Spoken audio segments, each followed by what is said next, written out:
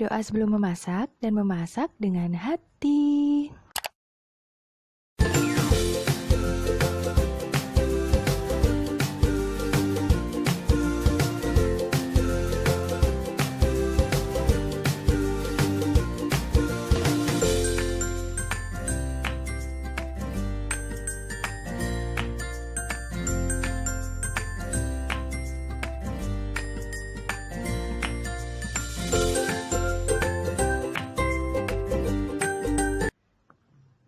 Jangan lupa subscribe ya sahabat.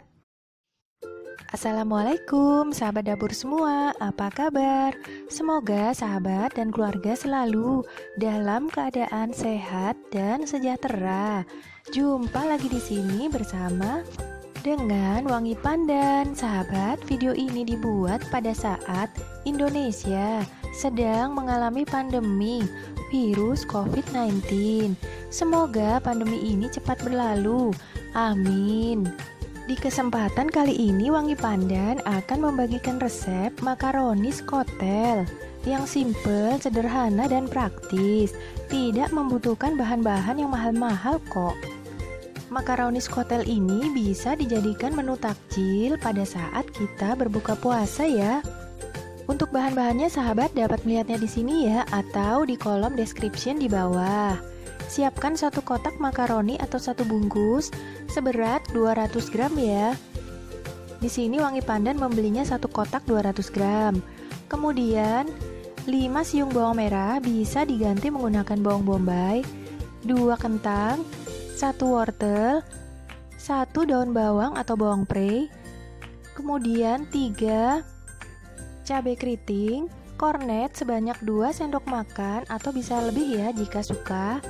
Kemudian 3 sendok makan keju parut, 2 butir telur, dan susu cair sebanyak 2 gelas. Susu ini Wangi Pandan menggunakan susu denkau yang bubuk seperti ini ya sahabat.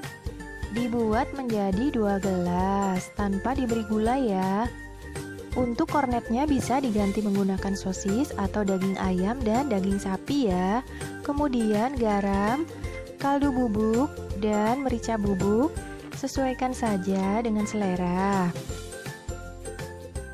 Cara membuatnya: pertama-tama rebus makaroni terlebih dahulu ya.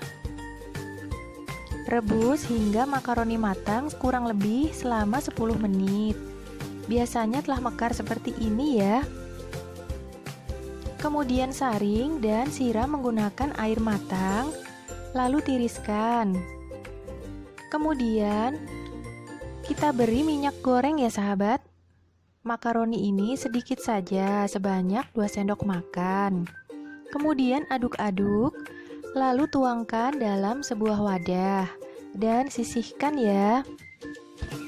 Setelah itu kita rajang sayur-sayuran tadi ya, pastikan telah dicuci dengan bersih ya sahabat.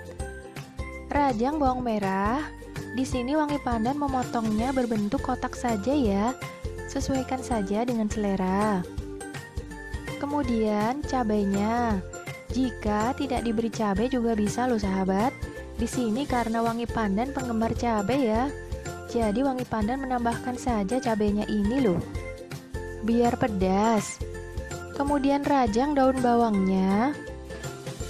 Untuk cabainya bisa ditambahkan ya sahabat jumlahnya jika suka lebih pedas. Dan jangan lupa kita mencuci tangan terlebih dahulu ya sebelum memotong sayuran ini. Atau gunakan sarung tangan plastik jika ada.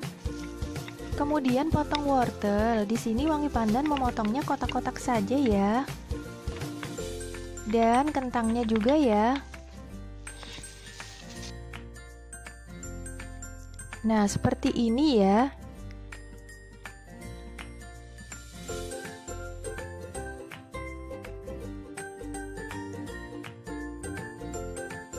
Kemudian pecahkan telurnya dalam sebuah mangkuk.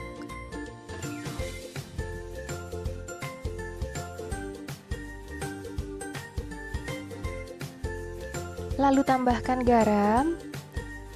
Di sini Wangi Pandan menambahkan setengah sendok teh ya, dan kaldu bubuknya 1/4 sendok teh. Kemudian merica bubuknya Sesuaikan saja dengan selera sahabat ya, jumlah garam dan kaldu bubuknya ya. Lalu kocok dan tambahkan 2 sendok makan kornet. Bisa juga dilebihkan kornetnya, sesuaikan saja dengan selera. Di sini wangi pandan menggunakan 2 sendok saja ya, untuk menghemat loh sahabat. Kemudian panaskan mentega sebanyak 2 sendok makan dan tumis bawang merah terlebih dahulu ya, hingga baunya harum. Setelah itu masukkan seluruh sayur-sayurannya tadi ya.